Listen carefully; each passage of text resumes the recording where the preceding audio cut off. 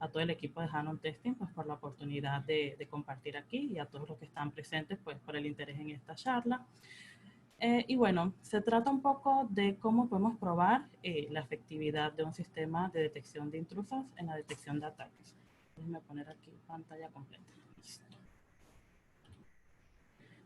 Bueno, les cuento un poquito de quién soy, aunque ya hice una breve introducción también. Trabajo en el área de pruebas de seguridad en un banco de acá de Panamá. Escribo artículos de seguridad para Backtrack Academy. He sido ponente internacional pues, en varias conferencias, MappingCon, entre otras.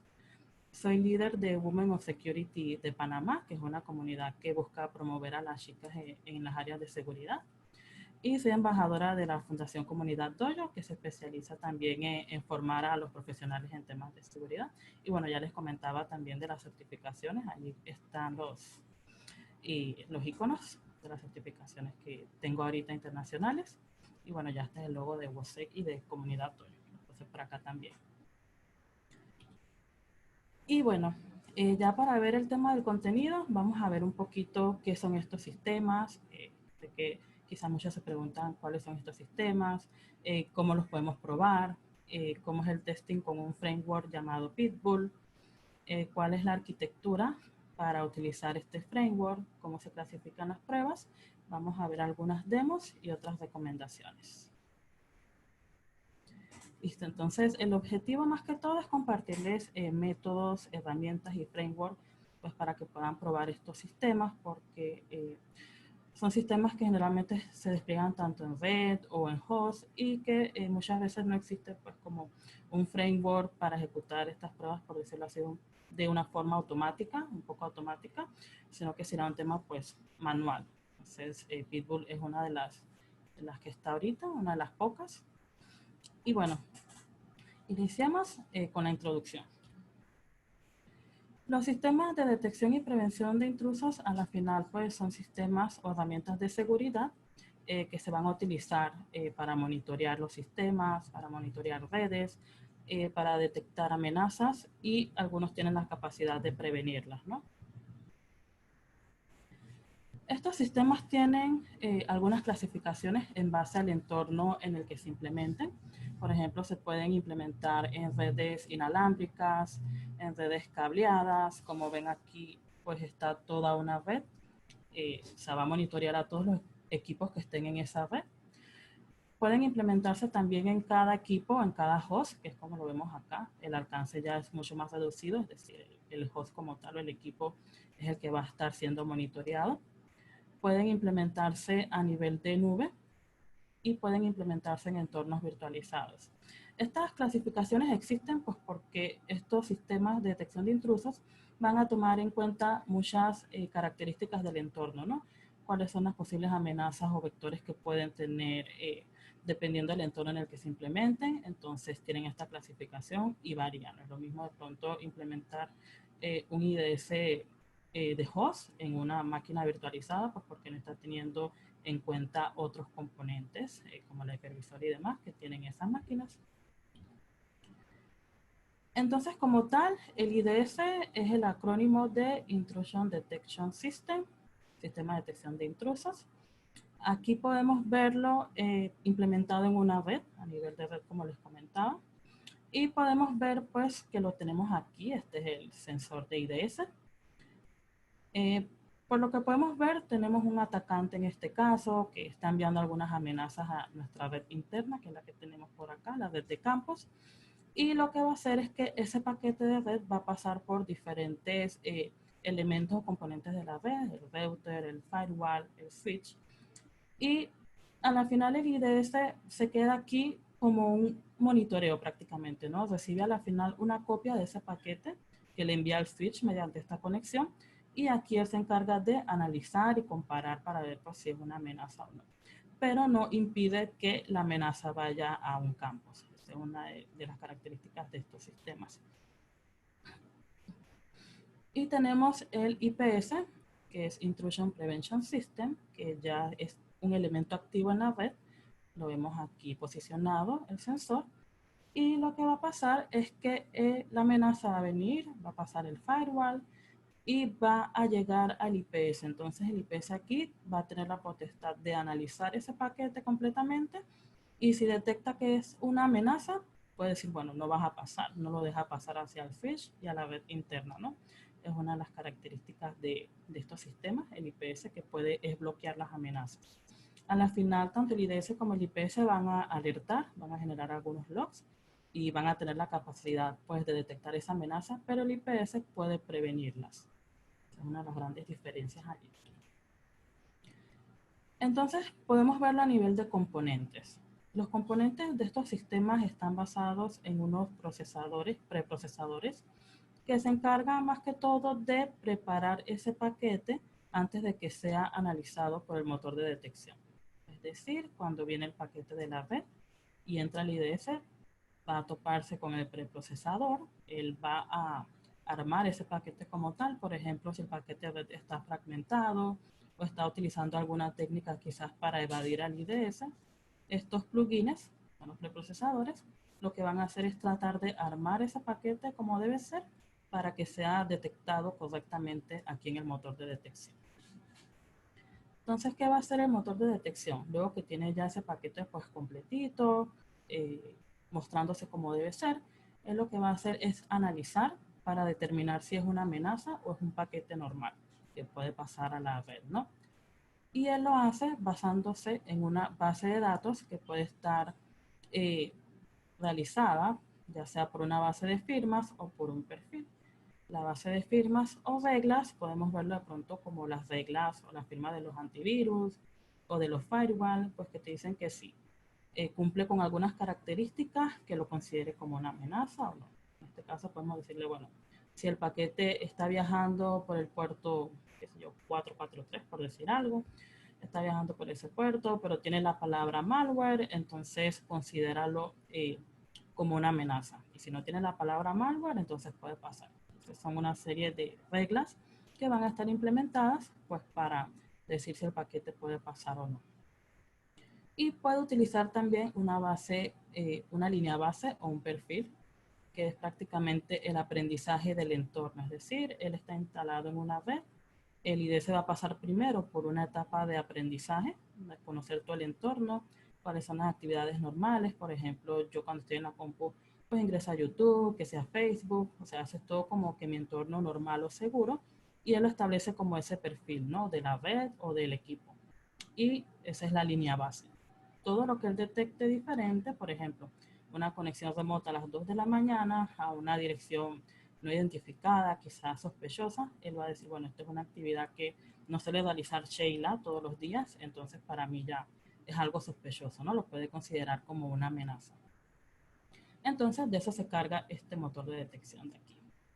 Cuando él identifica, ya sea que es una amenaza o no, si es una amenaza, lo envía acá al motor de decisión, que es donde ya se elige, ¿no? De que, bueno, si es una amenaza, ¿qué quiero hacer? Quiero eliminarla, quiero bloquearla, quiero dejarla pasar, pero que me envíe una alerta, quiero que me notifique por email. O sea, toda la decisión como tal la toma este que está aquí, el motor de decisión. Y luego de que se toma esa decisión, pasa a los módulos de salida.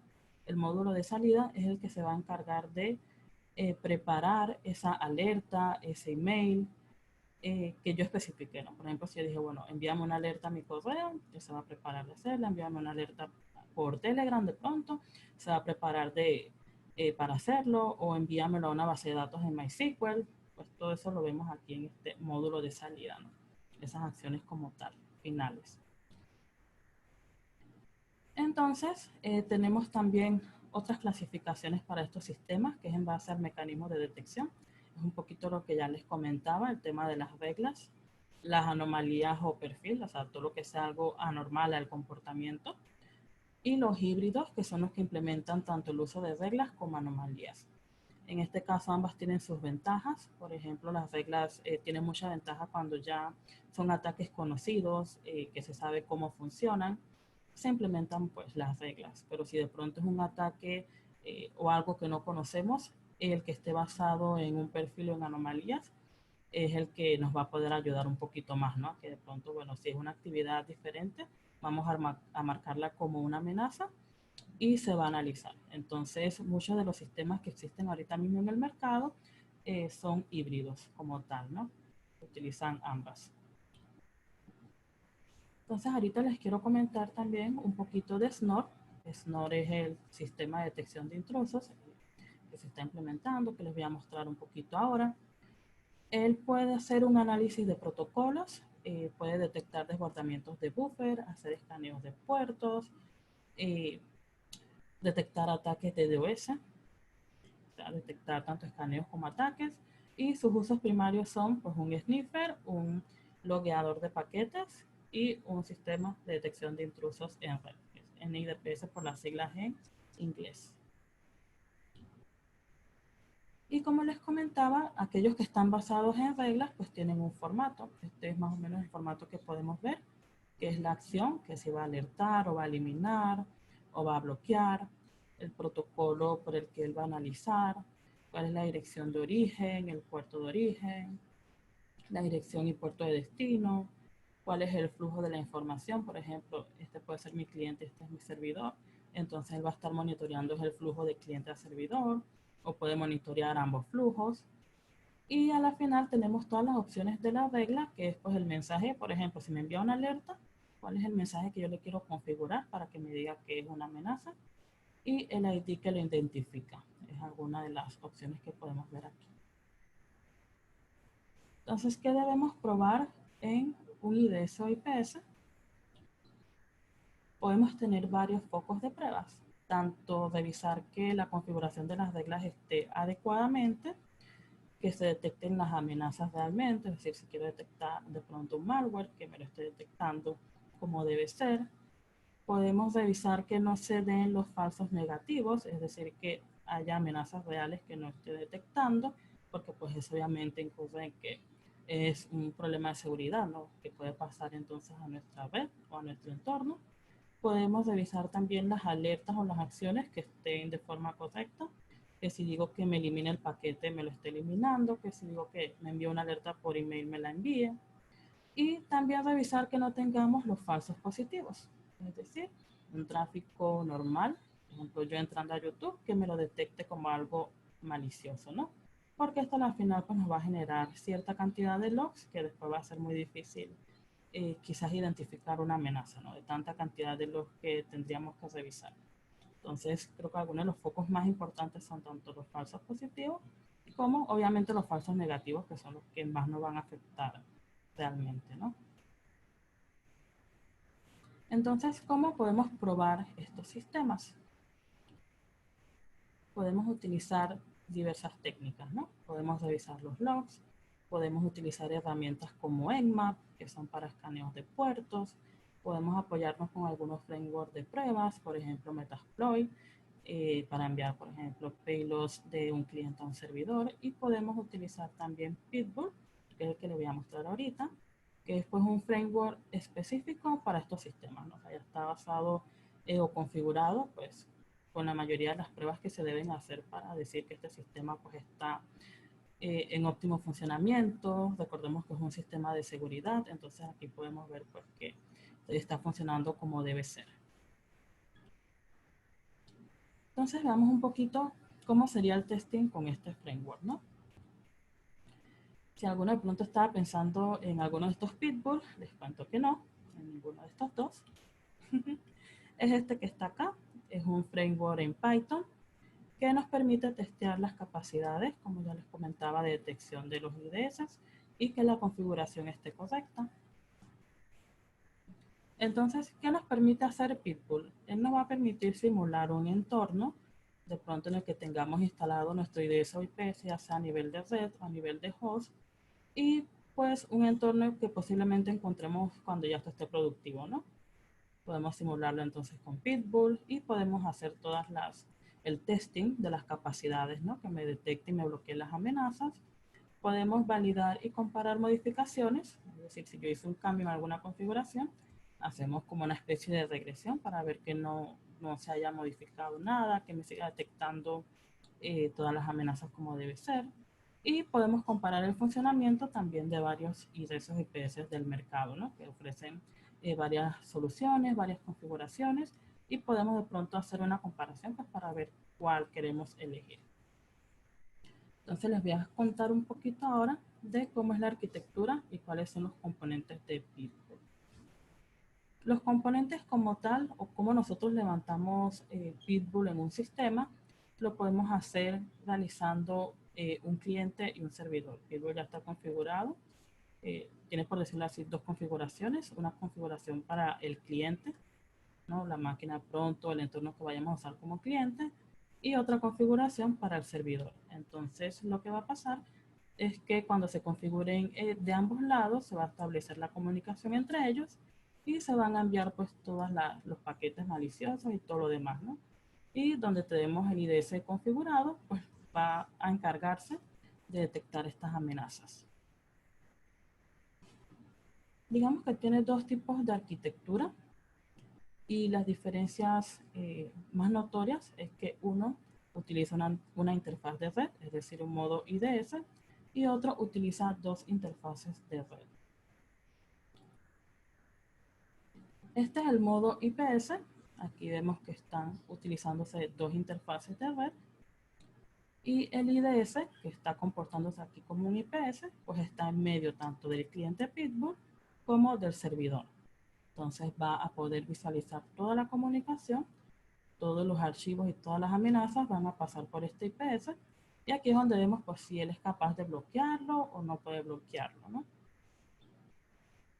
Y tenemos la otra implementación, que es la del IDS.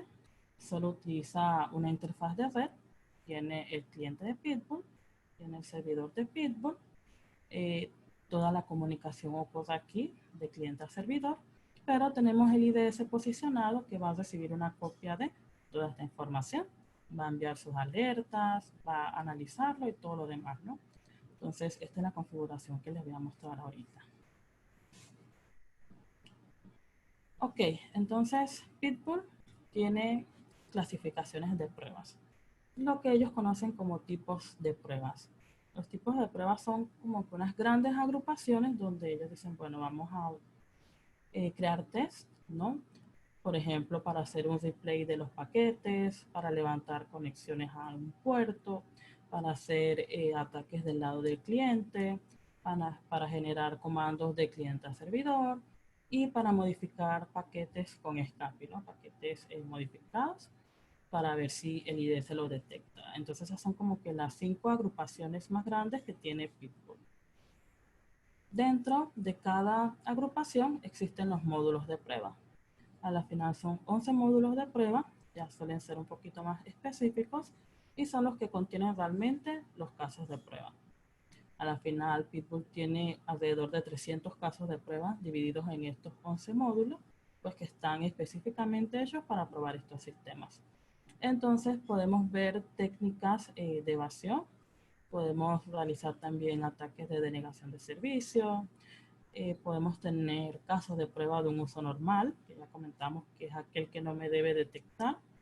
Podemos crear paquetes mal formados, que no cumplan con el estándar de RFC.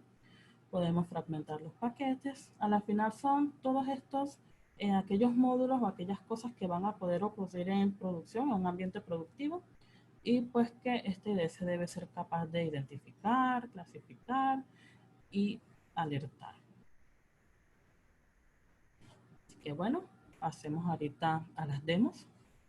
Creo que estamos todavía a buen tiempo, así que veamos primero cómo sería la configuración del cliente de Pitbull. Les muestro el videito y vamos a ir avanzando. Aquí, pues como pueden ver, tengo ambiente levantado. Aquí estoy haciendo la configuración del cliente, le estoy diciendo cuál es la dirección, cuál es la interfaz de red que quiero monitorear. Le doy las rutas donde está la base de datos que tiene que utilizar, donde van a estar las alertas y le doy también la información del entorno, que es lo que vemos aquí. Pitbull a la final se apoya con varias herramientas, como les mencionaba de pronto Nmap, Nikto, otras herramientas de pruebas de seguridad, y entonces aquí nosotros le podemos decir la ubicación, ¿no? Que es a la final la variable de entorno que necesita para hacer estas pruebas. esa es más que todo la configuración aquí. De este lado podemos ver entonces los diferentes módulos que tenemos, los 11 modulitos, y yo le puedo decir entonces, bueno, ahorita quiero que solamente me ejecutes estos que están aquí, los que tienen un 1, y puedo decir de que, bueno, si en el entorno en producción en el que lo vamos a implementar, sé que no vamos a recibir ataques del lado del cliente, o no quiero hacer esas pruebas, le pongo un 0 y deshabilito esta parte, ¿no? Y me quedo nada más con las que están habilitadas. Sería más que todo la configuración de este lado en el cliente. Veamos ahora un poquito el módulo de pruebas.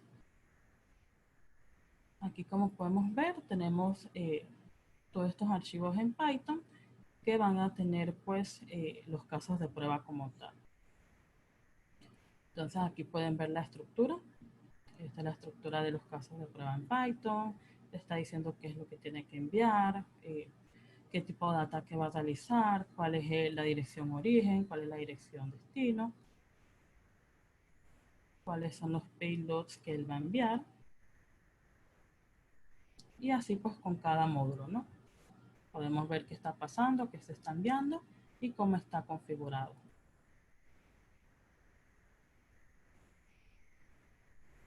Adicionalmente, de este lado, al otro lado, tenemos un servidor Snort. Este ya es el IDS, que se implementa también en la misma red.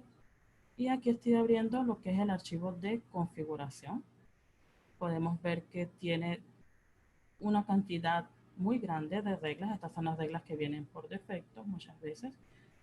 Y dentro de esto, estos son como los módulos, ¿no?, que maneja Pitbull, nada más que de las reglas de los IDS. De igual forma las puedo activar o desactivar. Tengo muchísimas, como ven aquí. Y esta es la estructura. ¿Se acuerdan en antes que veíamos la estructura de una regla básica? Pues es esta que ven aquí. Ya aquí sí se extiende más, son mucho más robustas. Mientras más robustas, pues van a detectar adecuadamente, ¿no?, la amenaza que deben detectar. Entonces, aquí vemos las diferentes variables, los protocolos, los mensajes configurados, las políticas que estoy aplicando, o sea, todo lo que yo dentro de mi IDS quiero detectar, ¿no? Aquí están todas, para que vean más o menos cómo es la estructura. Entonces pasemos a la parte de ejecución de pruebas. Aquí, de este lado, tengo el Snort. Aquí le estoy poniendo a ejecutarse como tal, lo estoy iniciando. Y del otro lado tengo el servidor de Pitbull. Aquí entonces estoy levantando de un lado el IDS y de un lado el servidor de Pitbull. Le estoy diciendo cuál es el puerto que debe de utilizar y todo lo demás, ¿no? Entonces aquí ya me pasé al cliente. Hice el cambio al cliente y aquí ya estoy iniciando Pitbull del lado del cliente. Aquí le digo que quiero ejecutar una nueva campaña. Él me dice cuáles tests tengo habilitados y cuáles no, y empieza automáticamente a ejecutar las reglas que yo tenga configuradas. Y ahí se queda ejecutando pues todas esas reglas. Podemos ver por acá, ya va por la 16 y ya del lado del IDS pues me está detectando, ¿no? Bueno, estoy detectando algunas amenazas con algunas de las reglas que tenía aquí configuradas y me está enviando las alertas de este lado. Entonces ahí podemos ver que siguen ejecutándose esas pruebas, ¿no? Y otra de las características bonitas de Pitbull es la generación de reportes, que después de ejecutar todas esas pruebas, él automáticamente me deja un enlace a esa visualización de reportes. Se lo voy a mostrar por acá. Y podemos ver entonces un estatus global del resultado de cada test, que se detectó, que no se detectó, cuántos módulos yo tenía y el estatus pues por cada uno de los módulos, ¿no? Es lo que vemos aquí. Una de las características también pues que podemos tener todo consolidado. Aquí ven que no hay detección pues porque no estaba enlazado con las alertas que en su momento se estaban generando en el Snort. Y así podemos entonces terminar las pruebas, ¿no? Ahí ya podemos detectar que posiblemente no estaba bien configurado el IDS, que algunas amenazas se las saltó y pues hacer todo el feedback correspondiente. Vamos a poner pantalla completa aquí de nuevo. Veamos entonces recomendaciones. Podemos crear nuestros propios tests. Pitbull es open source, es una herramienta flexible. Si sabemos de pronto Python o estamos aprendiendo Python, pues nos va a ayudar muchísimo, porque de esa forma podemos añadir tanto nuevos módulos y nuevos tests, dependiendo de lo que queramos probar, ¿no? Sabemos que cada entorno es diferente, quizás estos IDS se desplieguen en una arquitectura o en un entorno productivo muy diferente, entonces podemos hacer esas adecuaciones, ¿no? Y añadir muchos más casos de prueba. Es una de las ventajas. Y otro de los focos de prueba que podemos tener puede estar basado en los mecanismos que utiliza para la detección. Podemos ver también si se generan los logs y las alertas correspondientes. Eso puede ser también nuestro foco de pruebas. Podemos también ver el tema del alcance del tráfico de la red.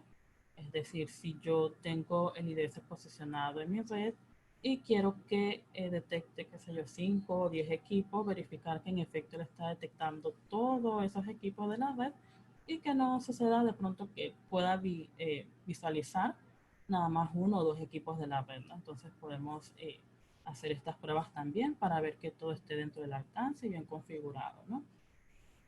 Podemos hacer pruebas también con el volumen de tráfico. Estos IDS generalmente cuando tienen un volumen de tráfico alto, tienen estos picos de tráfico, pues suelen pasar algunas amenazas, ¿no? Por decirlo así. Están muy ocupados ahorita, hay mucho volumen de tráfico y hay amenazas que quizás no puedan ver, o paquetes como tal que no puedan ver. No tienen que ser una amenaza como tal, pero puede pasar que entre esos paquetes que el IDS no está viendo, pues sí se vaya una amenaza. Entonces sería bueno también ver hasta qué o qué capacidad, ¿no? Tiene este IDS, qué volumen de tráfico podemos tener en la red, como para decir, bueno, si llegamos hasta este volumen de tráfico, podemos estar tranquilos de que el IDS de todas formas puede visualizar todos los paquetes, ¿no? Que no se le perdió ninguno. Podemos hacer pruebas también con los tráficos cifrados. Los IDS basados en red no pueden ver el tráfico cifrado. Pueden verlo, pero requieren ya otras configuraciones, ¿no? Que están, por decirlo así, para el alcance y que no se suelen realizar. Pero se puede lograr que de pronto con alguna configuración pueda verlo. No, no son configuraciones recomendadas. Entonces, generalmente, digamos, pues que no pueden ver el tráfico cifrado. Pero si nosotros implementamos un IDS en la red, implementamos un IDS en los hosts, en cada uno de los equipos, los IDS del equipo pues sí van a poder ver el tráfico cuando ya llega, cuando se desempaqueta, cuando llega al destino final, pues. Entonces podemos apoyarnos para ver este tráfico ya apoyados con un IDS del equipo como tal. Podemos también ver los temas de recursos y procesos que utiliza el IDS. Ahorita Snort en este caso tiene un preprocesador que les mencionaban antes, que es como un plugin que mide también todo este tema del performance, ¿no? Puede ver y dejar como que una estadística como tal de cuánto se está utilizando, qué tantos recursos se están levantando, cómo son sus procesos. Si mal no recuerdo se llama Perf Monitor, el plugin que tiene ahorita Snort y que nos permite también pues complementar toda esta parte del performance del IDS cuando lo desplegamos. Entonces, pues estos pueden ser otros focos de prueba también. Para terminar, les comparto por aquí los recursos. Allí está el sitio oficial de Snort y el sitio oficial de Pitbull.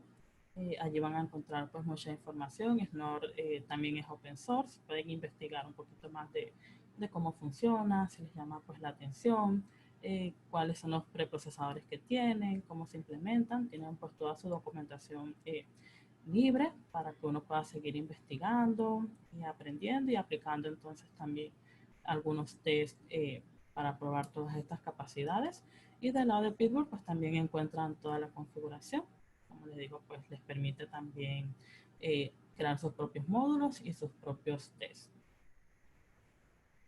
Y bueno, esto era lo que quería compartirles el día de hoy. Espero que les haya sido de pronto de provecho, que les haya interesado y pueden contactarme. Aquí están mis redes, pues, estas que ven aquí. Y no sé si, bueno, veo que hay chance como para preguntas, ¿no? Estamos todavía en Sí, buen sí. tiempo. Todavía Sí. estás en tiempo, Sheila. Ah, qué bien. Oye, pues igual que todos, ¿no? Así como súper interesante, cerca de lo que planeas conquistar el mundo con esto, ¿verdad? No quiero decir nada. Ella defiende a los buenos.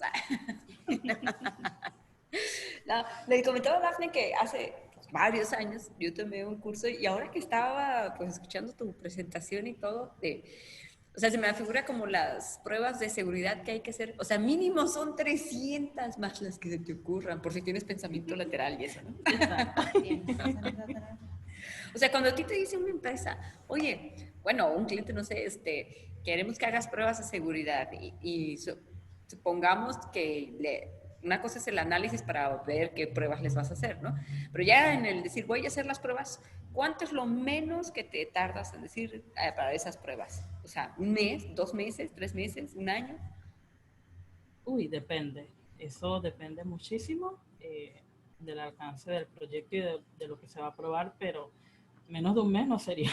Exacto, por esto lo digo. O sea, para Menos de los un que no mes lo no. saben, el asunto es delicado, ¿no? Me acuerdo que alguien Exactamente. decía, ¿quieres que te haga pruebas de seguridad? Mejor dime cuánto dinero traes. Y te digo, ¿para qué te ajusta? Y No, la sí, cartera. tal cual.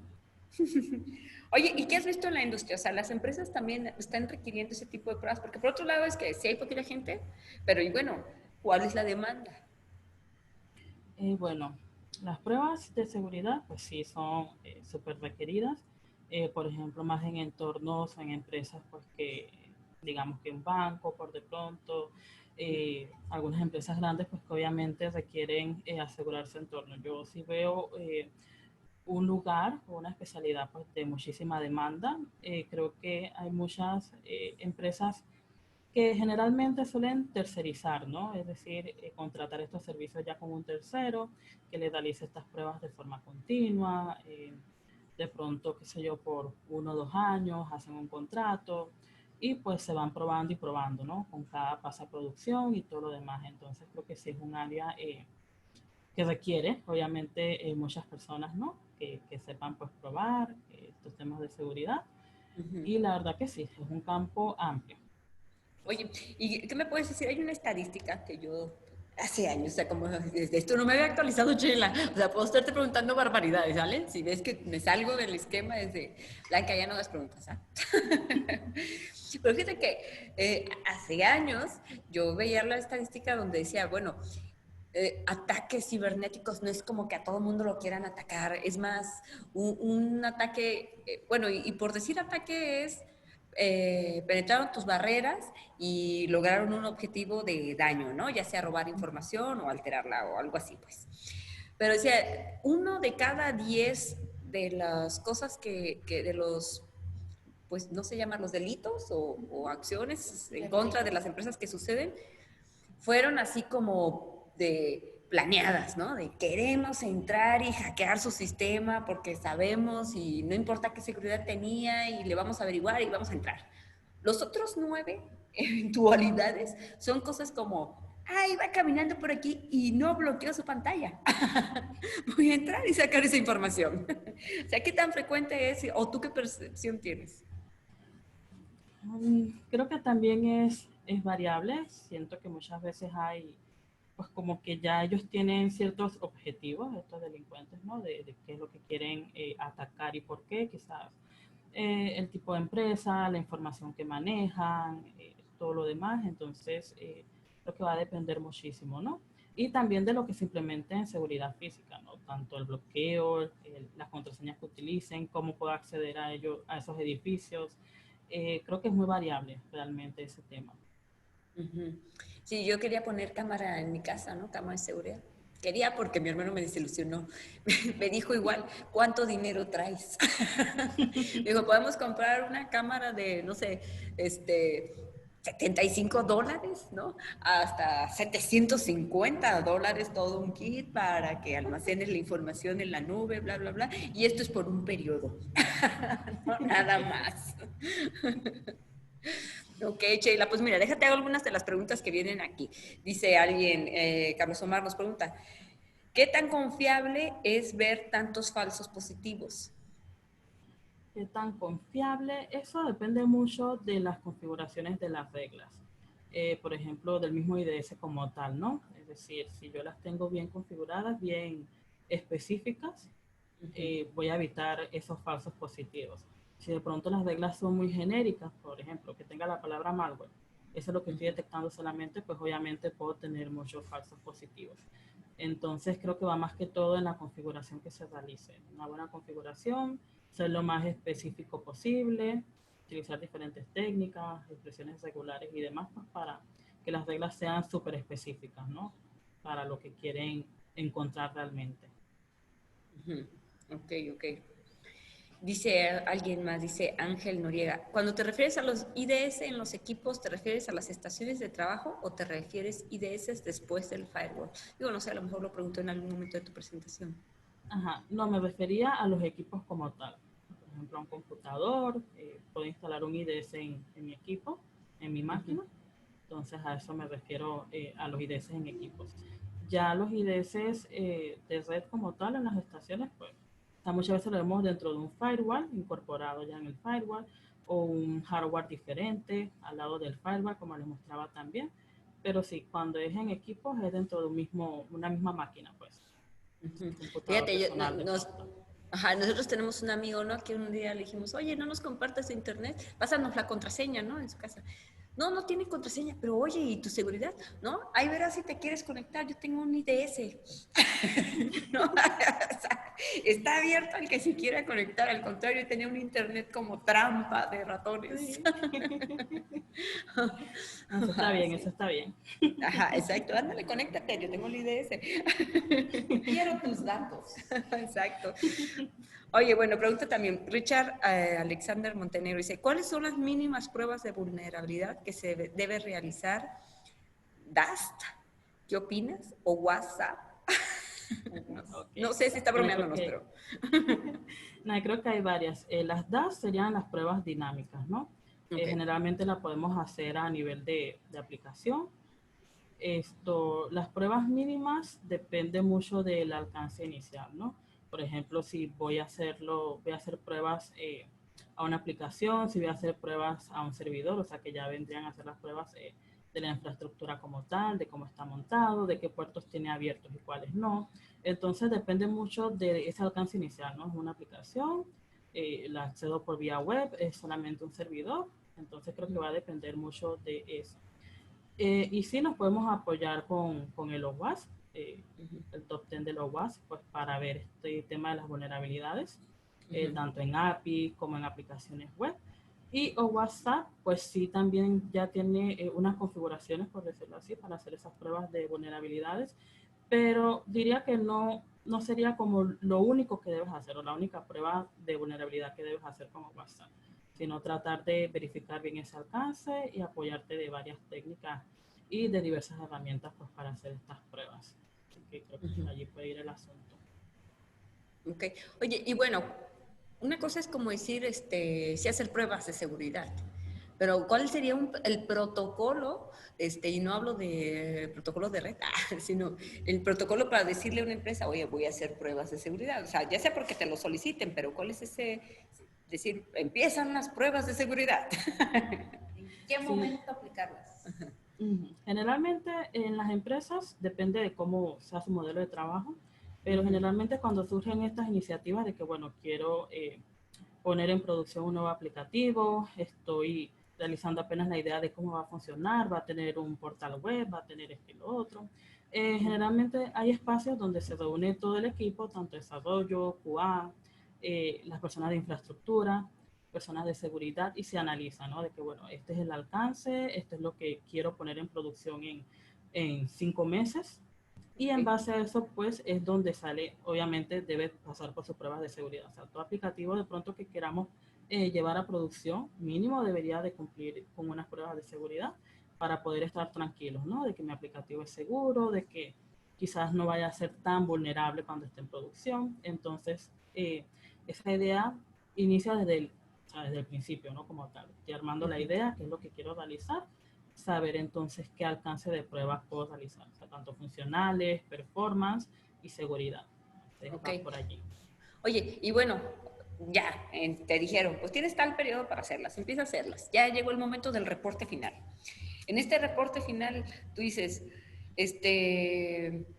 si salieron 50% mal, lo tenemos que volver a hacer. O solamente termino hasta que sea 100 de 100 que ya pasaron. O sea, digo, porque hacen las pruebas y tienen que ir corrigiendo, asumo yo, pues, o no sé. Ujú. O Sí, sea, ¿cuánto porcentaje es aceptable? ¿No?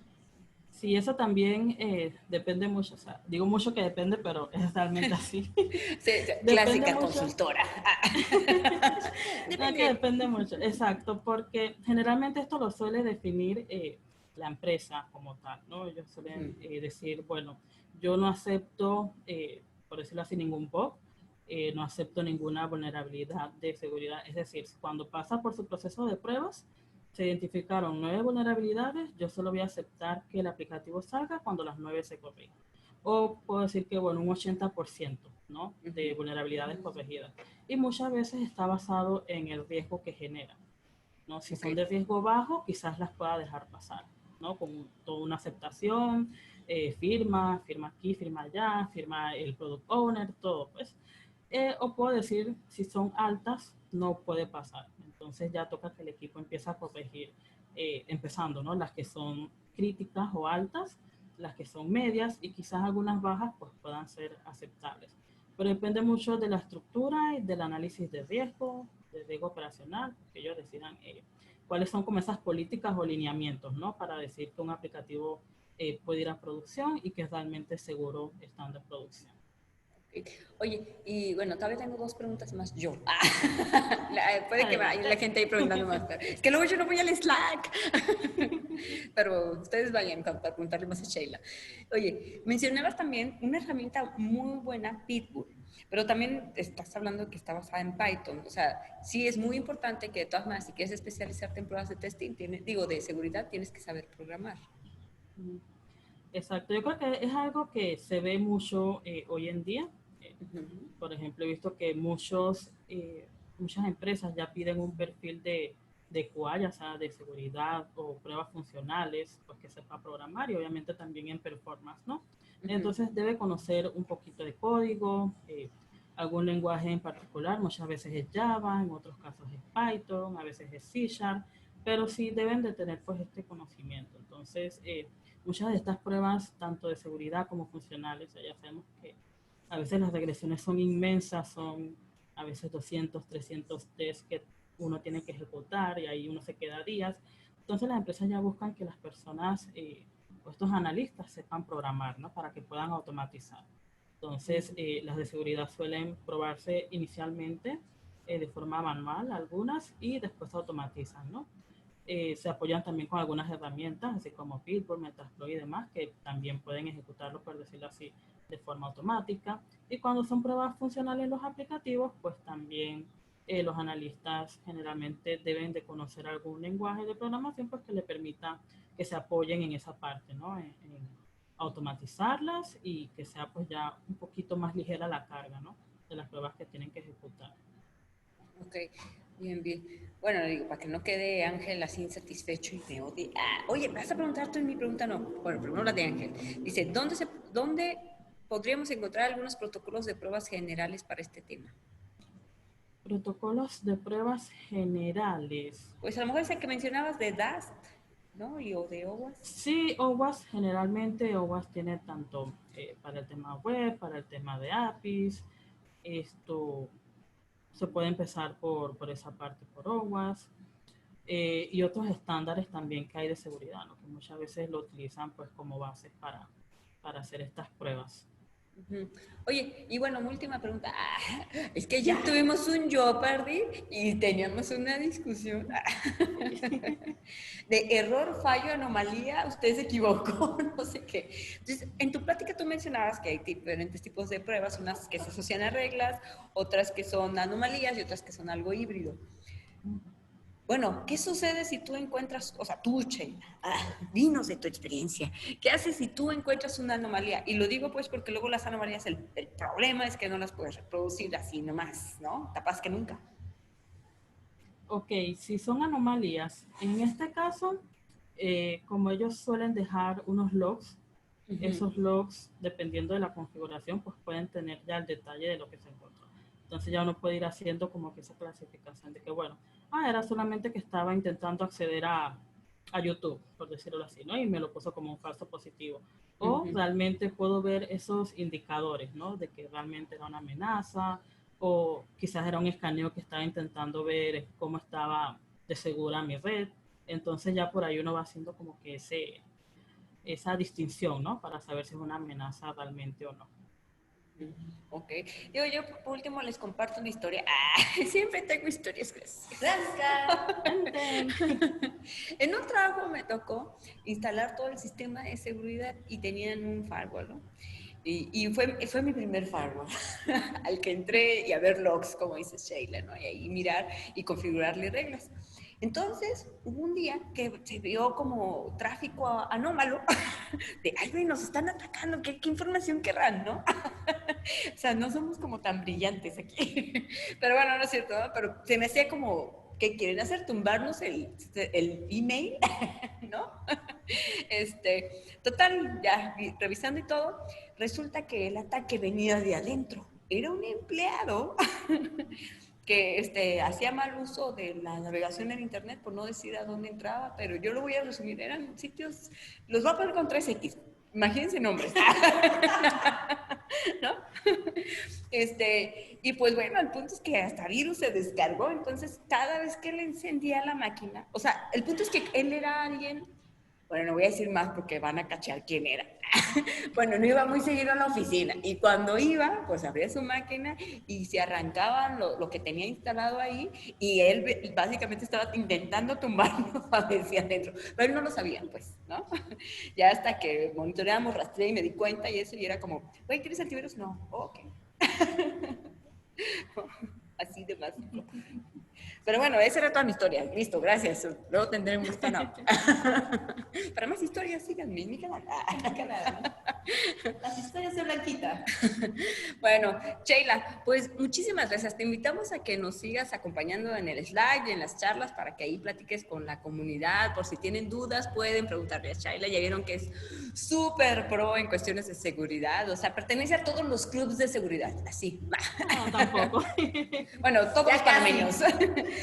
No me han aceptado en uno. Estoy esperando que me digan sí. No, está bien. Muchísimas gracias. Y nos ha encantado que estuvieras. Te invitamos a seguir participando.